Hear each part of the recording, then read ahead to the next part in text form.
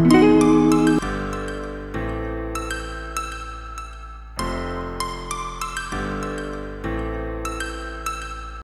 Student, welcome to my YouTube channel. मैं Vineet sir Aman coaching classes से हूँ। आज मैं आपको बायोलॉजी का बेसिक बताने जा रहा हूँ। इसके अंदर हम सबसे पहले बायोलॉजी के बारे में पढ़ेंगे कि बायोलॉजी क्या है, ये कितने शब्दों से मिलकर बना होता है, ये इसकी कितनी शाखाएं हैं, इनके जनक कौन हैं, इन सभी के बारे में आज हम पढ़ेंगे।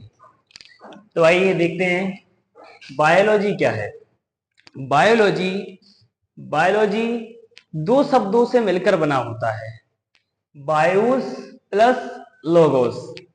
बायोस का अर्थ होता है लाइफ यानी कि जीवन, और लोगोस का अर्थ होता है स्टडी यानी कि अध्ययन।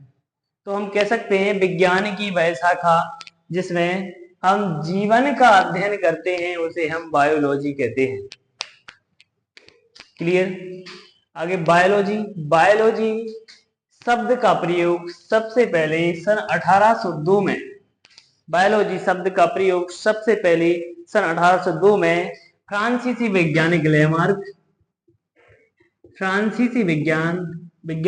लेमार्क और जर्मन वैज्ञानिक ट्रेवेलिनस ने किया था।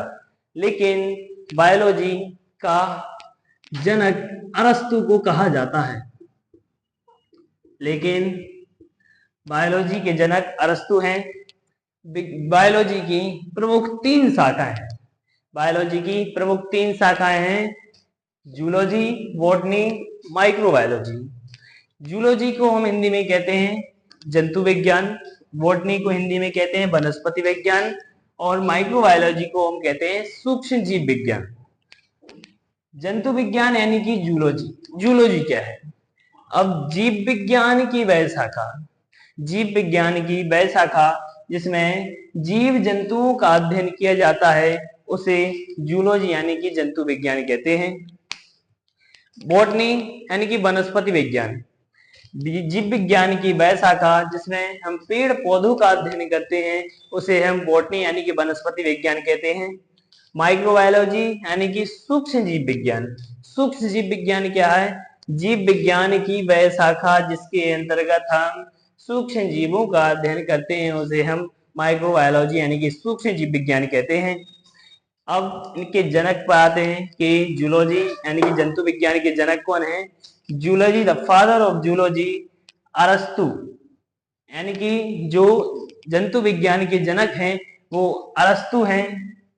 बॉटनी के जनक कौन है? थियोफ्रस्टस हैं। और माइक्रोबायोलॉजी के जनक कौन है? एंटोनी वॉन लीवेनहॉक हैं। ये आप सब लोग को बहुत ज्यादा इंपॉर्टेंट चीज है, इसे याद रखना जरूरी है। अब इस वीडियो पसंद आई हो तो लाइक और सब्सक्राइब करना ना भूलें।